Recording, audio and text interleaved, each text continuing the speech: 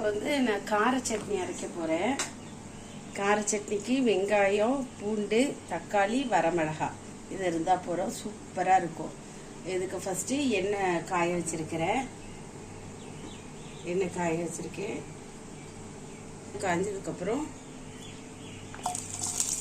இந்த வெங்காயத்தை போட்டுக்கலாம்.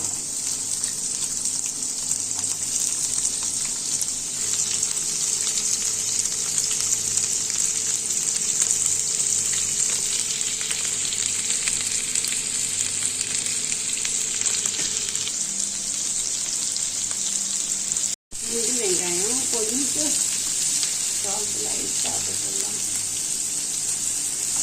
வதங்கிறதுக்கு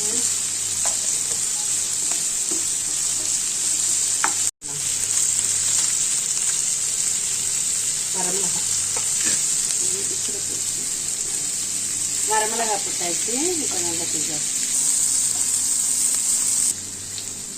வரமிளகாய் முதலே போட்டு வறுத்துட்டோம்னா அந்த கலர் கிடைக்காது. அதுக்கு தான் நான் ஆனியன் போட்ட வெங்காயம் போட்டதுக்கப்புறம் இந்த வரமிளகாய் போடுவேன். அப்போ தான் கலர் ரெட்டிஷாக நல்லா இருக்கும் சட்னிக்கு.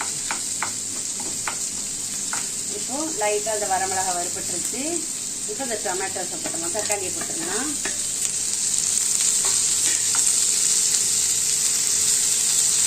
தக்காளியை போட்டு அப்படி வதக்கிட்டே இருங்க கொஞ்சம் நேரம். இப்போ பாருங்கள், இது வதங்கிடுச்சு. இப்போ நான் வந்து ஒரு 12 வரமிளகா போட்டிருக்கேன். உங்களுக்கு காரத்துக்கு தகுந்த மாதிரி மிளகா வத்தல் தூக்கி குறைச்சி 2 தக்காளி போட்டிருக்கேன், 2 வெங்காயம் போட்டிருக்கேன், பல்லாரி வெங்காயம், பெரிய வெங்காயம். வத்தல் ஒரு 12 வத்தல் போட்டிருக்கேன். பூண்டு ஒரு 6 பல் பூண்டு போட்டிருக்கிறேன். உங்களுக்கு எவ்வளோ தேவையோ அவ்வளோ போட்டுக்கோங்க. காரத்துக்கு தகுந்த மாதிரி வரமிளகா போட்டுக்கோங்க. இப்போ இதை பாருங்கள், இந்த மாதிரி வதங்கினா போதும். இது லைட்டாக தோல் சுருகிற மாதிரி லேசாக வதங்கினா போதும். இப்போ பாருங்கள் ஃப்ரெண்ட்ஸ், சட்னி அரைச்சிட்டேன். ஆற வச்சுட்டு கார சட்னி இதை உங்களுக்கு இன்னும் கொஞ்சம் தண்ணி வேணால் தண்ணி ஆட் பண்ணிக்கலாம். தாளிக்கன்னா தாளிச்சுக்கோங்க. என் ஹஸ்பண்டுக்கு தாளிச்சா பிடிக்காது சட்னி.